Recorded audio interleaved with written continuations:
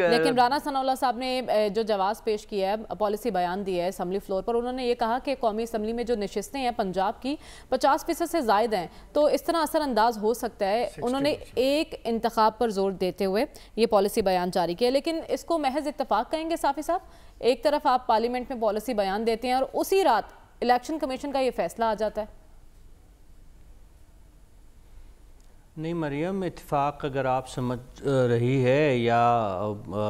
اس حوالے سے کوئی آرگومنٹ بنانا چاہیں گی بھی، تو میرے خیال میں کسی کو یقین نہیں آئے گا۔ یہ اتفاق نہیں، حکومت کی اور حکمران اتحاد کی ایک سوچی سمجھی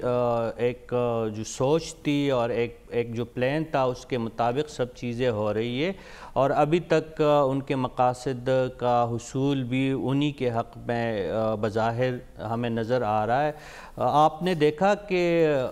اسی دن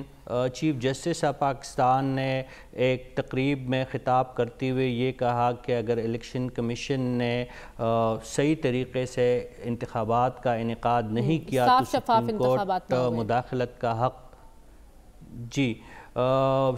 تو سپریم کورٹ مداخلت کا اختیار رکھتی ہے۔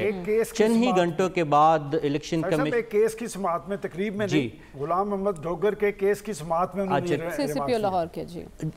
جی معذرت، جی بالکل اسی کیس کے دوران انہوں نے یہی ریمارکس دی، تو اس کے چند ہی گھنٹوں بعد الیکشن کمیشن نے یہ فیصلہ جاری کر دیا 8 اکتوبر والا۔ تو اس سے تو یہی اندازہ ہے کہ ادارے جو ہے وہ کل کے ایک دوسرے کے سامنے آئے ہیں۔ الیکشن کمیشن اس سے پہلے بھی سپریم کورٹ کے کئی فیصلوں پہ انہیں اعتراض تھا، لیکن اچانک ان کا اس قسم کا بڑا فیصلہ دینا اس بات کی غمازی ہے کہ ایک تو ایگزیکٹیو کا انہیں مکمل سپورٹ حاصل ہے، اور دوسرا محکمہ بھی شاید ان کے ساتھ ہے جو طاقتور محکمہ ہے، تو یہ ایک اندازہ اس سے لگایا جا رہا ہے۔ اور عمران خان صاحب کی اس بات سے مجھے 100% اتفاق ہے کہ ایک دفعہ جب آپ آئین سے نکلتے ہیں تو پھر واپس آنے کا رستہ جو ہے حکومت وقت یا جو ڈکٹیٹر یا آمر یا اس جو جمہوری سیٹ اپ اپنے آپ کو کہلانے والا کوئی سیٹ اپ بھی ہو، تو پھر ان کی مرضی ہوتی ہے، پھر آئین کی مرضی اور منشا نہیں ہوتی ہے۔ آئین کی منشا اس وقت یہی ہے کہ 90 روز کے اندر انتخابات ہو۔ اگر یہ بات اور یہ آرگومنٹ ہم سچ بھی تسلیم کریں کہ سپریم کورٹ نے جو الیکشن کمیشن کو جس دن آرڈر دیا تب بھی 90 دنوں کا دورانیہ جو تھا وہ پورا نہیں ہو رہا تھا، تو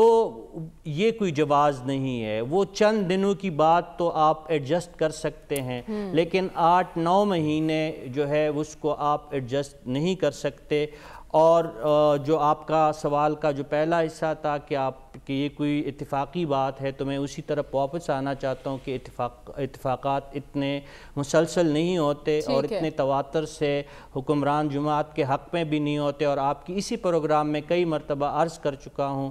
کہ جب تک بجٹ پیش نہیں ہوگا، جب تک IMF کے ساتھ معاملات طے نہیں پائیں گے، اور جب تک محکمہ نہیں چاہے گا، انتخابات جو ہے وہ نہیں ہوں گے۔ تو اس کے لیے یہ راستہ اگر درست نہ ہو تو بیچ کا راستہ تو نکالنے کی ضرورت ہے نا۔ دونوں طرف سے ڈائیلاگ کی بات تو ہو رہی ہے، لیکن عملی پیش رفت دونوں طرف سے نہیں ہو رہی۔